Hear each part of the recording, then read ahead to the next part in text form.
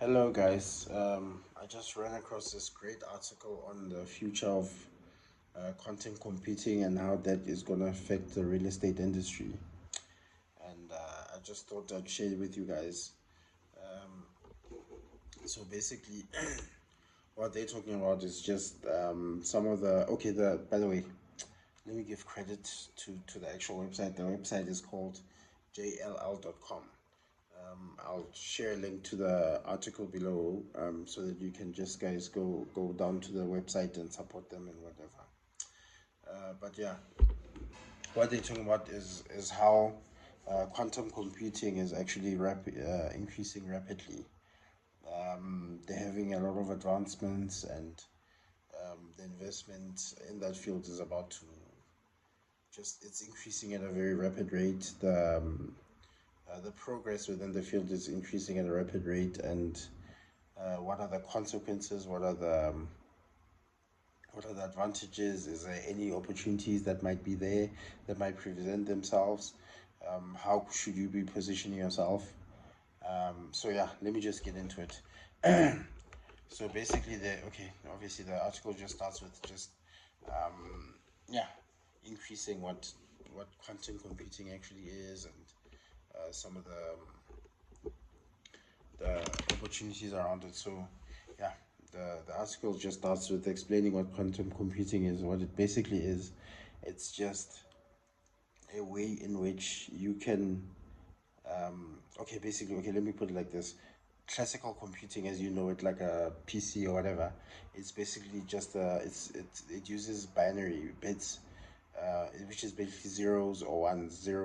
So basically, everything that you're trying to do on the computer is just basically a representations of zeros and ones, and they basically use those signals to do what the current computer, classic computer that we know actually does.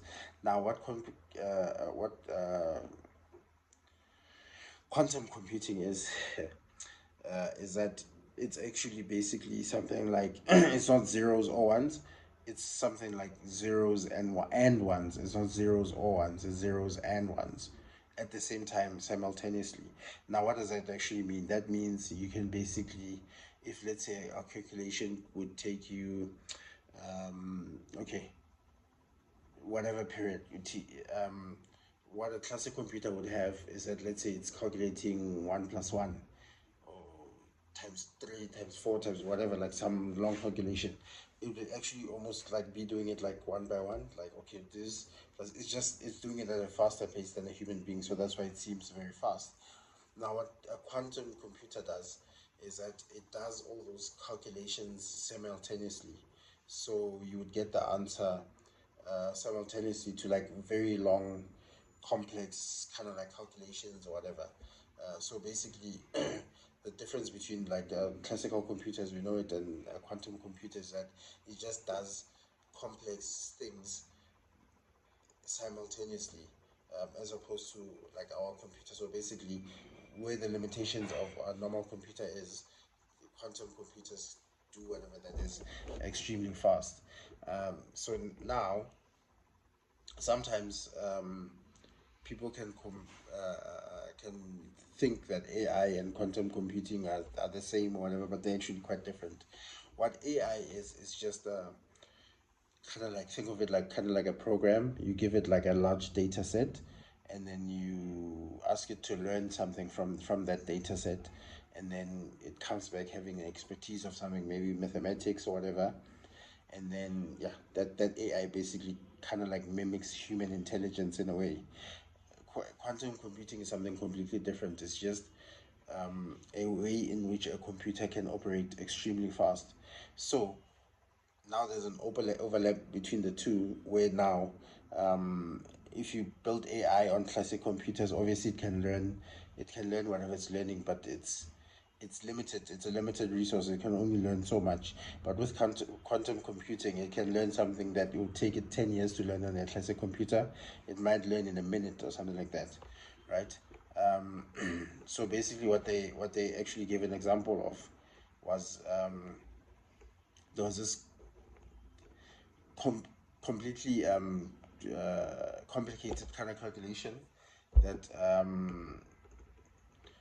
AI did, and it actually solved it in like a few minutes, I think. From what I was reading, and it would have taken a classic computer septillion years. I don't know what septillion is, like 24 zeros or whatever. That's how long it is. So basically, it would never have figured it out or never been able to calculate it. Yeah, and then now, where it actually is right now, right? They're mentioning here that companies or startups in this space have attracted about $2 billion worth of investments and whatever, but they predict that quantum computing would reach at least $100 billion by 2035, based on the current trajectory. And then currently, Google has released something called Willow, which is a fourth generation QPU, which is a quantum computing unit. It's like a processing kind of unit, but it's quantum computing, obviously. And it's actually like, yeah, it's progressing quite fast. And then I think the last iteration, I think the fourth generation was released now in 2024. And then Microsoft introduced their version as well, called Majorana 1, which is their first QPU. And then obviously they trying to improve on what they did. Amazon also introduced theirs, named Ocelot, in February 2025. And then IBM announced a roadmap to a large scale quantum computer by 2029. So basically, there's a lot of progress happening currently, and then there's a lot of investment that is going into the field.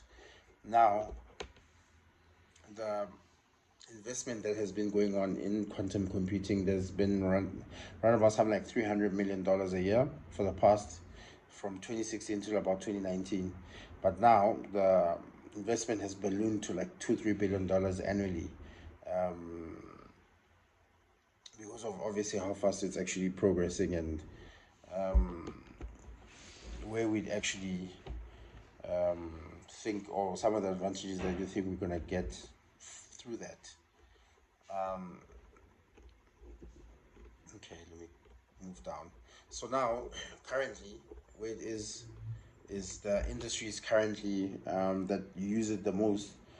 Most quantum computers are actually found in the academic field. They're probably currently the ones that do the most research. They have obviously the most scientists, the most researchers, and whatever. So for like research purposes, currently they're like academic circles are actually the ones that are actually ahead of in quantum computing. Obviously, they're doing it from a research. I'm repeating myself. Now, they introduced this idea, the idea that for quantum computing, over the next few years, in terms of investment, the first problem is when you want to think about real estate. Now, going back to what we actually were talking about, the real estate part of this, or commercial real estate part of this, is that it's going to be concentrated in certain hubs. And basically that those hubs are going to be influenced by one thing, something like academic research circles.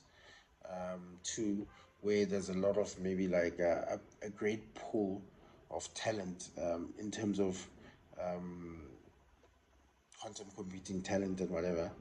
And then the big one that they predict is going to be there is quantum computing is going to be something similar to how AWS is, where it's software as a service, but it will be like quantum as a service, something where it's going to be like built in a data center or whatever, and you're going to be able to maybe like rent a portion of the quantum computer for whatever project or your company or whatever. So basically, it's predicted that we're going to move away, or we're going to need quite a lot of computing power, obviously, for AI and for quite a large number of things that a lot of companies want to achieve. So basically, quantum computing is going to grow. The only problem is where the current computing is right now. obviously you won't know when that will be, because now the problem with quantum computing is it requires electromagnetic shielding, cryogenic cooling, and complex control systems for it to function in a specific area, which is what actually makes it a little bit more complicated. So you can't just build it anywhere. Basically, you need like tight control systems to be able to be put it in certain locations and whatever, right? Now the real estate implications for it. First of all, tech firms, right, and pure play quantum companies, like companies that startups, quantum computing startups and whatnot, they're investing in dedicated direct computing facilities, data centers and whatnot. But probably there might be a need for just some kind of a hybrid approach or whatnot, where maybe it's a mix of somewhere between direct and maybe, I don't know, renting it out or something like that. The problem with the location for it is that it can only currently can only be built in certain places, which is obviously strategic because depending on obviously if you like the personnel and whatnot, there's like it's a very specialized skill, quantum computing. So you can't just build it anywhere and think you'll just get like the personnel who would be able to just yeah, to be able to work on it kind of thing.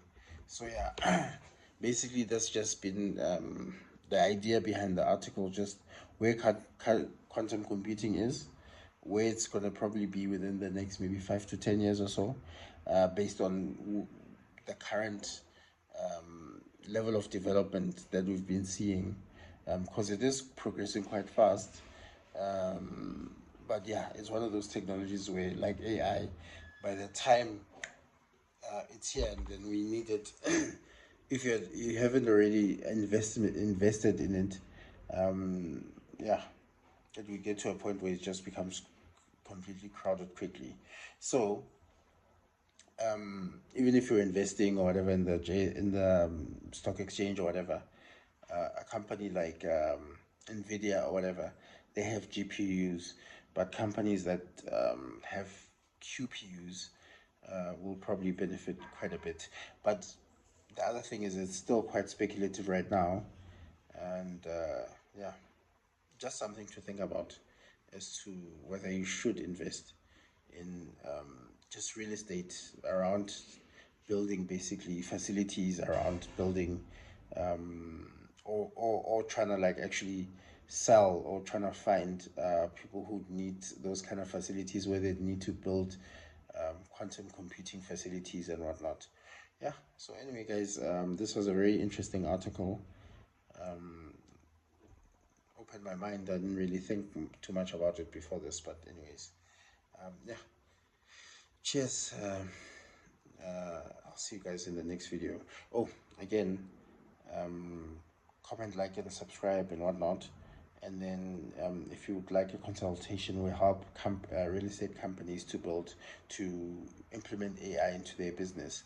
And if you think that might be something for you, click the link below. There's an email below. Send us an email, send us a shout, and yeah, maybe we can work together.